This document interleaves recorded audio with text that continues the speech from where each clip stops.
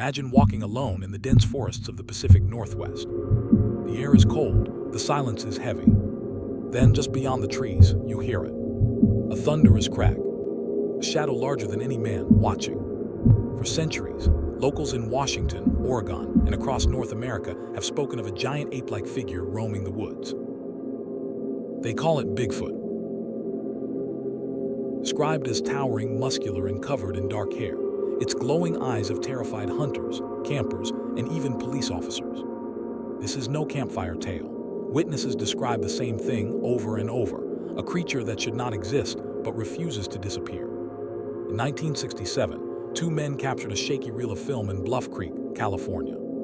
The figure walks with heavy strides, swinging its arms, turning its head for just a moment, before vanishing into the trees.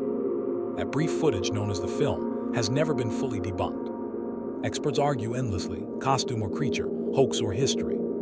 But the fear in the witnesses' voices feels real. Since then, thousands of reports have surfaced. Massive footprints 17 inches long. Air samples no scientist can identify. And screams in the night howls unlike any known animal. Some say Bigfoot is a relic species of giant ape. Others, something far stranger. If something so massive can stalk the forests of America, unseen, what else could be out there? But the next one came from the sky. A winged figure that terrified a small town and foretold tragedy. They call it Mothman. Point Pleasant, West Virginia, 1966. A car speeds through the night, headlights cutting across an empty road. Then something rises from the trees. Glowing red eyes, wings wider than a man's car. The Mothman arrived. For over a year, this quiet town became the stage for one of the strangest creatures in America. People claimed to see a tall, winged being, part man, part bird, with eyes that glowed like burning coals. Couples parked at night swore it chased their cars. Factory workers said it perched on rooftops. Some claimed it made a high-pitched screech that rattled the bones. And then came the fear because the grew darker. Witnesses began to whisper, the creature is a warning. On December 15, 1967, the Silver Bridge collapsed into the icy Ohio River, killing 46 people. In the aftermath, the creature vanished. For locals, it was no coincidence. They believed the creature came as a harbinger of disaster. It was a guardian or a curse. And if a winged figure can warn of death, what about the creature that brings it? Because far from the forests and rivers, in the deserts of Rico, animals began to turn up dead. Their bodies drained of blood. Locals whispered one chilling name, El Chupacabra. Imagine waking up to find your livestock slaughtered. No bite marks, no torn flesh. Only 2 puncture wounds. And every drop of blood gone.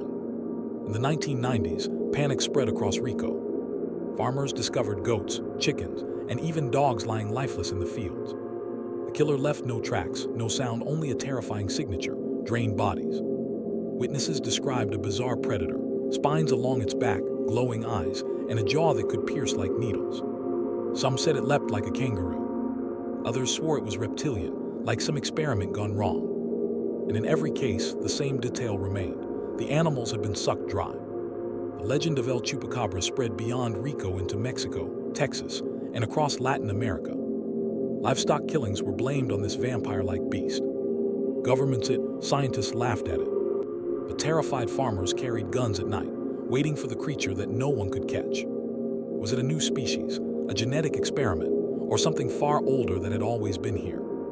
Bigfoot stalks the forest, hides in the waters, soars through the ski. But Chupacabra, it hunts in the dark and it feeds on blood. In the Pine Barrens of New Jersey, locals whisper of a creature born in blood. They call it the Jersey Devil, and its origin is darker than any monster of the forest or lake. The legend begins in the 1700s with a woman known as Mother Leeds. Pregnant with her 13th child, she cursed the baby before it was even born. And when the child came into this world, it wasn't human. Witnesses claimed it grew wings, hooves, and a goat-like head before shrieking and flying into the night. For centuries, the Pine Barrens have echoed with strange cries, a winged figure gliding between the trees. In 1909, newspapers exploded with reports of the creature terrorizing towns across New Jersey. Schools closed, factories shut down, panic spread. The monster was said to breathe fire, leaving tracks that vanished into thin air.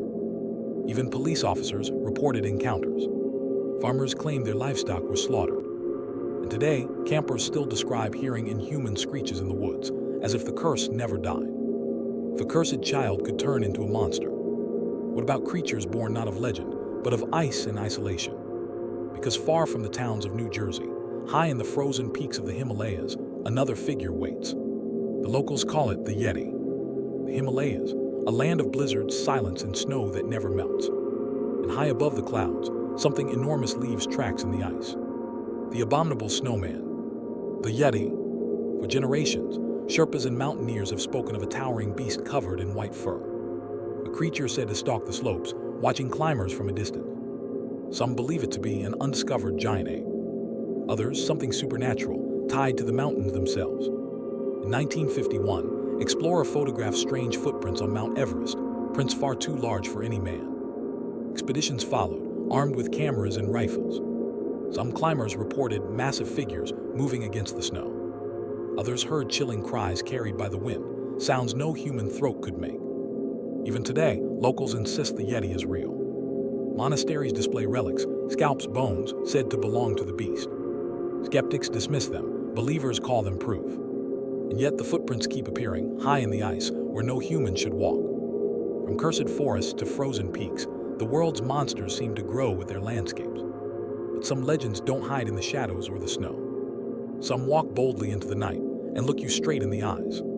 Because in the dark woods of Wisconsin, a new predator howls, half man, half wolf. The Michigan Dogman. Imagine driving down a lonely rural road at night. The radio hums, the headlights cut through the trees.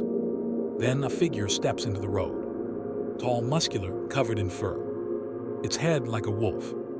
The first report surfaced in 1887. Two lumberjacks claimed they saw a creature standing on two legs, snarling like a man but shaped like a dog. Since then have spread across Michigan and into neighboring states. Witnesses describe glowing eyes, broad shoulders, and claws sharp enough to tear through doors. Some claim it charges at cars, chasing vehicles before disappearing into the woods. In the 1980s, a local DJ released a novelty song about the only to receive floods of calls from listeners sharing their own encounters. It was no joke. People were terrified. And today, hikers still swear the woods go quiet when he is near. From the forests where Bigfoot walks, to the dark waters of Loch Ness, to the glowing eyes of Michigan Dogman, every culture has its own secret, a reminder that not everything that hunts us can be named. And as you step outside tonight, look into the darkness. That sound in the bushes, that shape at the corner of your vision.